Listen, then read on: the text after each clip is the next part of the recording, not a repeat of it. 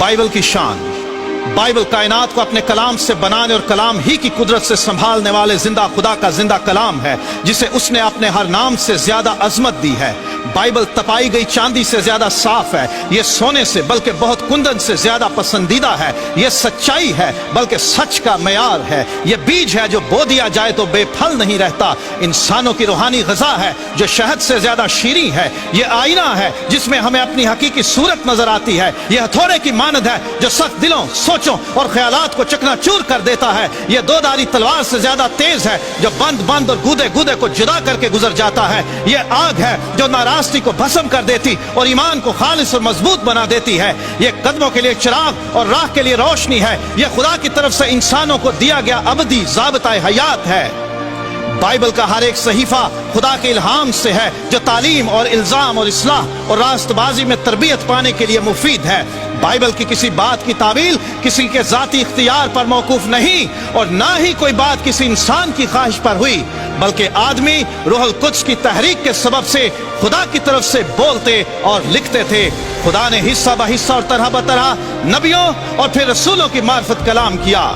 तकरीबन 1500 साल में 3 बर्रे आज़मों अफ्रीका, एशिया और यूरोप में मूसा नबी से लेकर यूहन्ना रसूल तक तकरीबन 40 इंसानों को खुदा ने चुना कि वो बाइबल की किताबें लिख सकें। इन लोगों में चरवाहे, काहिन, फकीह, नगमा साज, किसान, बादशाह, सरकारी मुलाजिम, उलमा, तबीब और माहिगीर शामिल थे।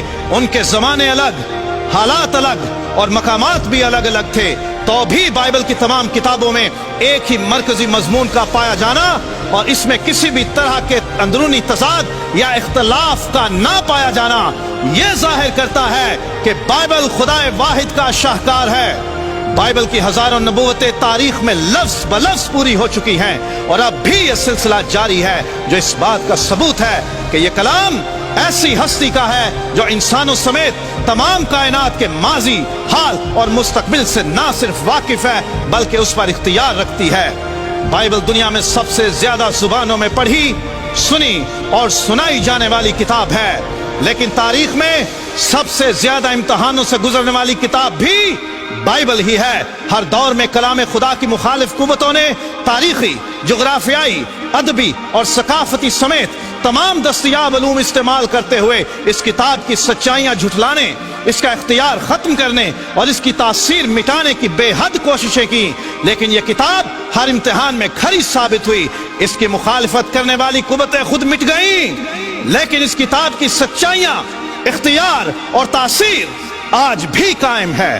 मुख्तलिफ जमानों, जगहों और कौमों में से बतेरे उठे जिन्होंने ये साबित करने की सरतोड़ कोशिश की कि बाइबल अपनी असल हालत में मौजूद नहीं बल्कि बदल गई है। इस दावे को सच्चा साबित करने के लिए ना तो कभी कोई सबूत पेश कर सका और ना कोई दलील, लेकिन मुख्तलिफ वक्तों में जिंदा खुदा के कलाम की सदाकत साबित करने के लिए जमीन ने अपने सीने में महफूज सदियों पुराने नुस्खे इंसानों के सामने पेश किए, जो ये साबित करते हैं कि मौजूदा किताब मुकद्दस में किसी किस्म की कोई तहरीफ या तब्दीली नहीं की गई, बल्कि ये अपनी असल हालत में मौजूद है। दुनिया की किसी और किताब के इतने पुराने और इतनी कसीर तादाद में नुस्खे दस्तयाब नहीं हैं। ये एजाज सिर्फ ला तब्दील खुदा के ला तब्दील कलाम को हासिल है। याद रहे कि बाइबल बदली नहीं बल्कि बदल देती है। पिछली 3500 साल इंसानी तारीख में कई ऐसे लोग उठे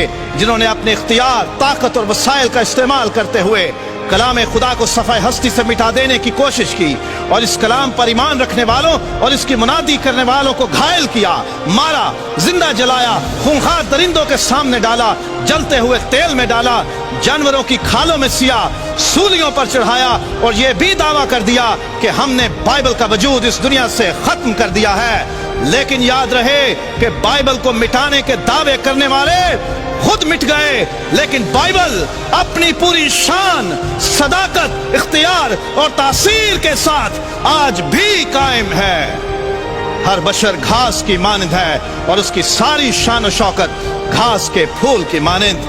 घास तो सूख जाती है और फूल गिर जाता है, लेकिन खुदावंद का कलाम अब तक कायम रहेगा, अब तक कायम रहेगा।